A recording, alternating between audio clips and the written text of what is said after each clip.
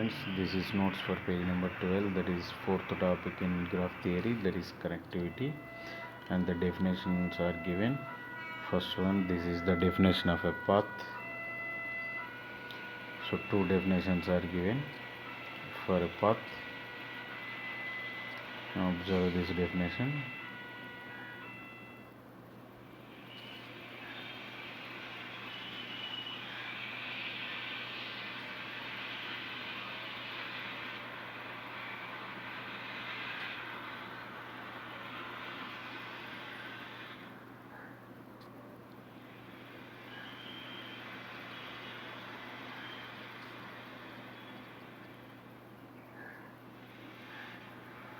And the definition of a circuit is also given here.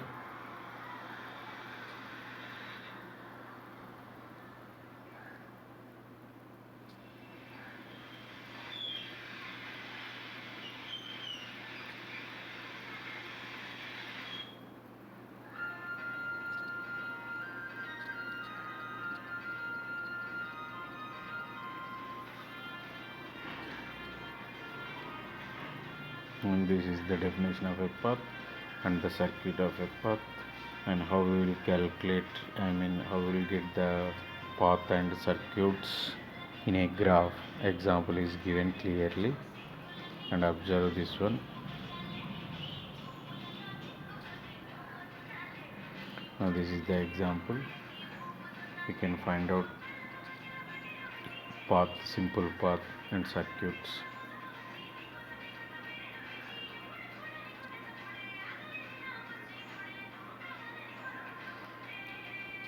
And a task is also given for you. You can find the paths and circuit net potential graph and collaboration graphs. So what those graphs are there, find out, and we can find the paths and circuits there. So this is the page number 12. Now connected, what is the definition of a connected? That is given. Now observe in graph G1, that is connected. Now in G2 is not connected. Two subgraphs are there, they are not connected yet, but they are all belongs to the same graph G2 only. So these individual graphs are called the components of a graph here. So if two graphs are not connected, means they are components of that graph. Now observe another example also given, connected components. Now in this example, graph H1, H2, H3 are components of the entire graph. Of course, three parts are belongs to the same graph only. So they are not connected, that's why we'll call it as the components of this entire graph, and total components are 3 here. So like that, all the definitions are also given here in graph G1. And observe here, cut edge and cut vertex definitions are given. Cut edge means only we will remove an edge, then the graph becomes not connected. If removing the vertex means removing the vertex is not itself, the edges are incident on it, they are also we have to remove. That is called as the removing of a vertex. Clearly all the definitions are given, look into this one.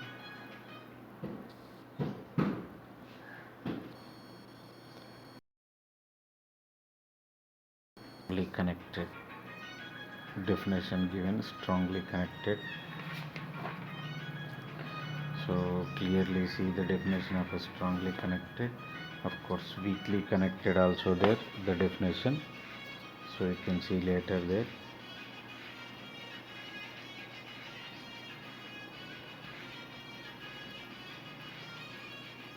Now example given, G is strongly connected and H is weakly connected. So when we will say strongly connected and when we will say weakly connected, see that definition clearly. Now here another example given, determine the graphs are isomorphic or not. Okay, so based on the circuits also we can say the graphs are not isomorphic. In a isomorphic graphs, these circuits also having the same length, but if any circuit having does not having same length in two graphs, they are not isomorphic. That is clearly given in the example.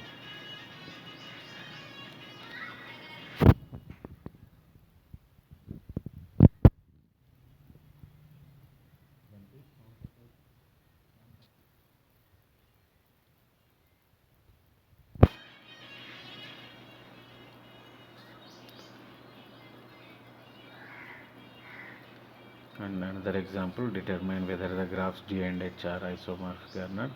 So based on this example only, based on this topic, circuits of a length. So clearly observe this graph.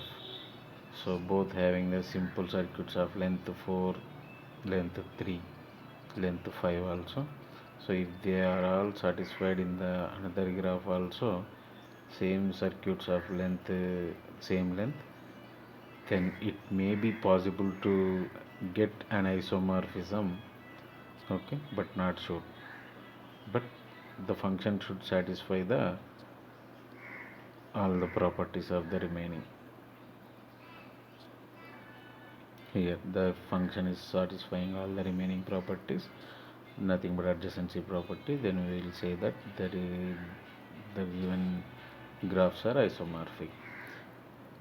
Now counting paths. So how many number of paths are there in a graph? So this is also useful adjacency matrix here. Now example given, how many paths of length 4 are there from A to D in a simple graph G. So to find this one, okay, so clearly given, so length 4 means A power 4 you have to find out. In that A power 4 you have to look. So what is the A to D? A to D you have to find out. A to D means where is A and where is D. A means first row, D means second, fourth column. So that's why that entry you have to find out. That entry is 8. That means so there are exactly 8 paths of length 4 will be there from A to D. Like that you can find out between any two vertices of any length of path. So this is the page number 13, back side.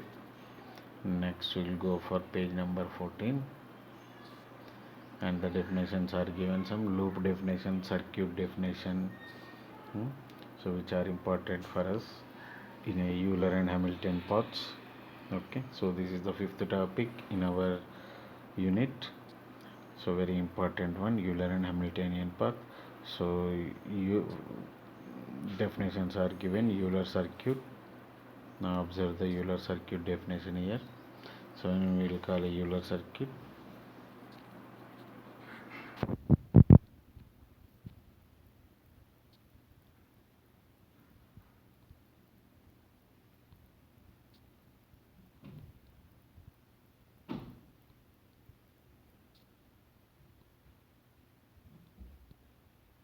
Now suppose another graph is given, another example, H1, H2, H3 are given. So in those graphs whether Euler circuits are there or not, or Euler paths are there or not, you can find out easily.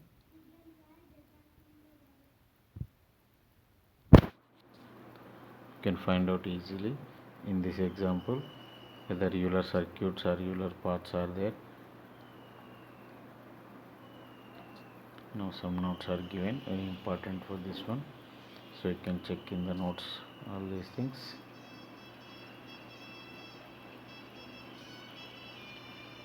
And this is the back side of 14th page, Hamilton path and circuits.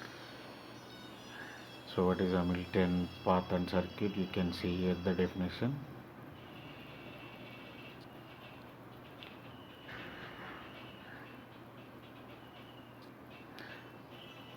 Now clearly example is given. how we will find out Hamilton path and circuits. In this G1, G2, G3 graphs are given, so you can find out these Hamiltonian paths or circuits.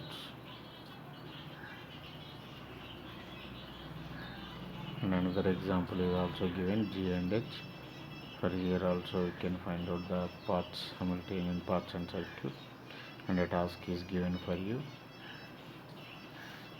So Kn, you know the Kn graph already we have discussed. So find Hamiltonian circuits for each n greater than or equal to 3. So very important notes also given. These are important in future.